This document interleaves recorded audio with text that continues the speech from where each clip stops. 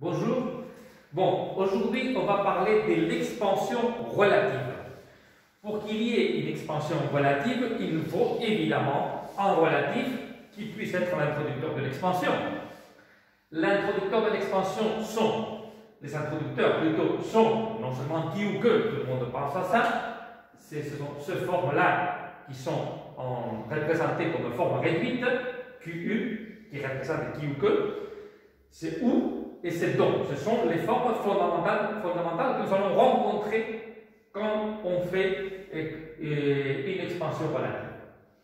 N'oubliez pas aussi que quand on a une expansion relative, c'est-à-dire que là, puisqu'il s'agit de cette expansion qui est un terme nominal, devant, normalement, c'est pour ça que ça s'appelle antécédent, devant le relatif, il y a quelque chose. Ce quelque chose est un élément nominal. Cet élément nominal peut être le sujet ou cet élément nominal peut être un complément d'objet direct. Attention, parce que cela, il faut utiliser le qui ou le que. Non pas en fonction d'une personne, d'une chose. Il faut effacer cela qui est incorrect. Qui est en relatif utilisé quand l'antécédent est le sujet, comme nous pouvons voir dans la fille qui vient, et que est utilisé quand l'antécédent est les compléments d'objet direct. La fille que je vois quoi? Je vois la fille. Il faut bien tenir compte de ce cas. Bien, pas de problème entre qui et que, à part cette information. Un autre relatif que normalement nous donne problème, c'est donc. Donc, D-O-N-T, à ne pas confondre avec donc, que vous confondez parfois, D-O-N-C. Donc, c'est un relatif dans lequel on voit qu'il y a un syntagme nominal où implicitement il y a la préposition de. Où nous pouvons le voir dans l'exemple. Un film dont je connais l'histoire. Je connais l'histoire de ce film. Ou je connais l'histoire du film. D'accord? Et c'est là que je peux retrouver la préposition de. Et c'est à ce moment-là que vous pouvez utiliser donc et non pas dans d'autres cas. Il nous faut que le de soit présent, non pas évidemment dans la phrase, mais disons à l'implicite. Il nous faut que nous retrouvons par exemple un verbe qui est régi par la préposition de, ou un syntagme nominal qui dépend, comme ici, l'histoire du film. Bon, il y a un exercice concret dans la partie des exercices que vous avez dans les activités à faire.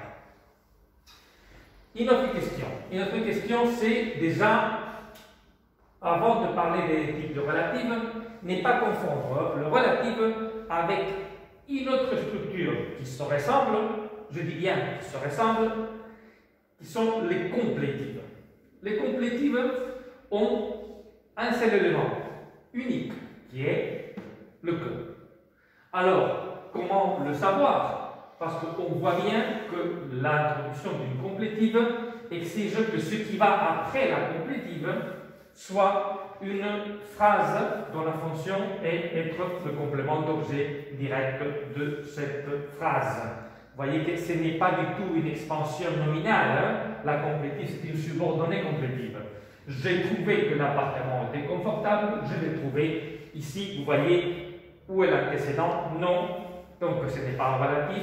Et la seule chose, c'est l'élément que, qui n'est pas un relatif. Attention, c'est un élément, c'est une. Là, les noms de l'élément varient selon la grammaire. Peu importe, cela ne nous intéresse pas ici. Sauf que ce n'est pas une expansion relative, c'est une phrase complétive. Là, c'est tout simplement pour différencier les unes et les autres dans un texte. Puis, et pour finir, à l'intérieur de relative, il y a beaucoup de classifications, mais celle qui nous intéresse, j'insiste, parce que dans les grammaires, il y a beaucoup de types de relatives, c'est une classification de type sémantique, et qui a aussi des répercussions syntaxiques. Ce sont les relatives déterminatives et les relatives explicatives.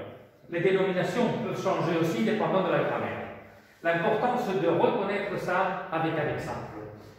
Les relatives déterminatives sont aussi dites de relatives restrictives. C'est aussi l'autre dénomination. Exemple. La phrase telle que je l'ai écrite, les enfants qui n'écoutent pas n'ont pas compris.